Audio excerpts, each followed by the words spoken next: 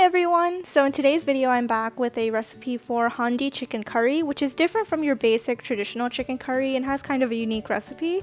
And for those of you who love spicy food, I know you'll enjoy this dish. So let's begin.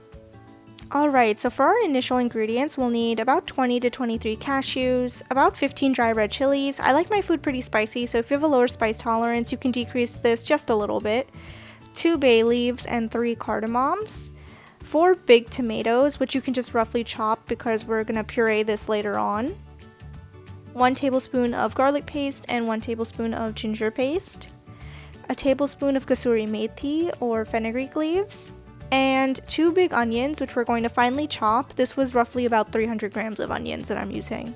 And of course we're going to be using various spices, so I'm going to show you the different spices I'm using as I'm cooking. So to start, we're going to dry roast our cashews and dry red chilies. Make sure you're doing this on low heat because dry red chilies do burn very quickly. And we're going to do this just until our cashews get a little golden brown. Once we're done dry roasting, we're going to grind this into a fine powder.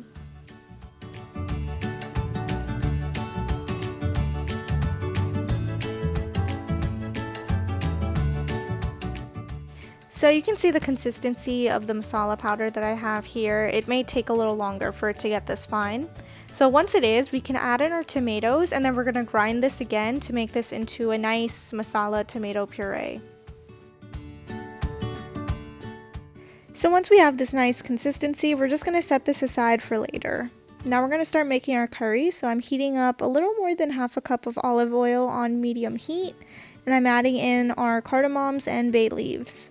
Once it's on medium heat, we can add in all of our finely chopped onions, and we're going to fry this until it's golden brown.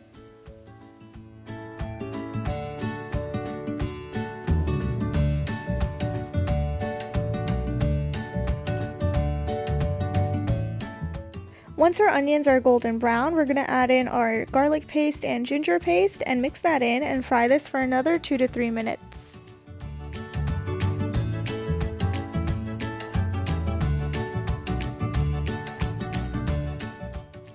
So a good tip while you're cooking this is to drizzle in some water every so often to prevent any of the masala from sticking to the kadai or the pot that you're cooking in.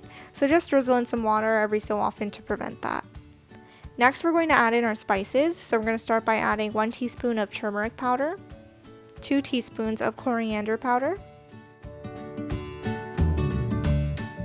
and half a teaspoon of Garam Masala. Then we're going to mix this in.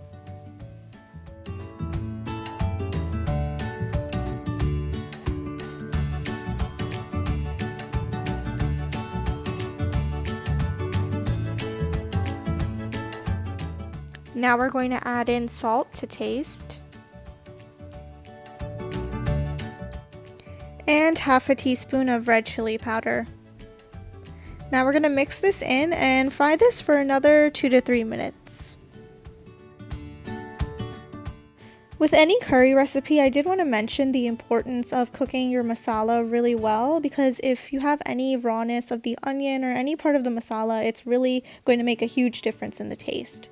So at this point you can see that our masala is really well cooked, so we can go ahead and add in our meat. So I'm using 1.5 kilograms of chicken with bone, and I'm adding all that in, and then we're going to mix this and fry it for a couple of minutes so that we coat all of our chicken in the masala really well. I also did want to remind you that when we add in our chicken initially, you want to increase the heat to high because we're going to fry it on high heat for just a few minutes.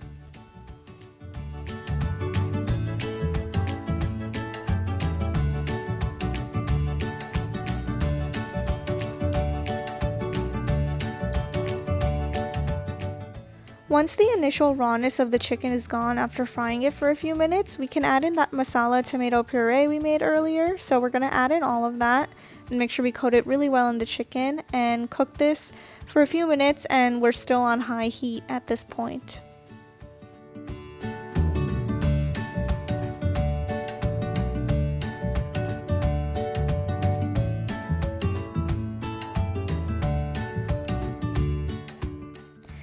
So as we cook this, our goal is to make sure that our masala is not raw, so we want to make sure that we're cooking this really well.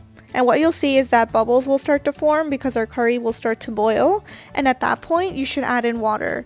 So you can see what I'm doing is that I added in water into that same cup where I made the tomato puree so that we left no masala behind, and I also cleaned out that cup. So now once you've added that water, you're going to see that, this is boiling here. So you can decrease the heat to medium, and we're going to cook this with the lid on for 5 to 6 minutes.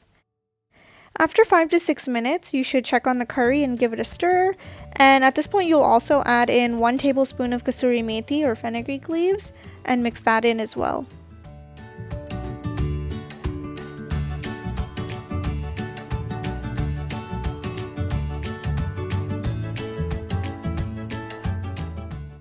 So now again, we are going to cook this with the lid on medium heat until our chicken is fully cooked.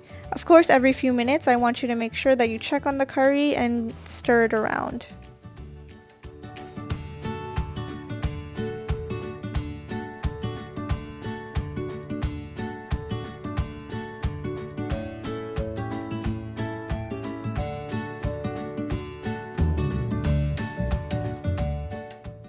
So this is optional, but when your chicken is almost done, you can sprinkle some Garam Masala on top for a little extra flavor. And you'll know your chicken is well cooked when you see that the oil has separated from the curry. That's a sign that our curry is done and well cooked. So as you can see, our Handi chicken curry is ready to enjoy, and it came out really amazing. So if you enjoyed this video, please share it with your friends and give it a big like. Comment down below with any questions or requests you may have.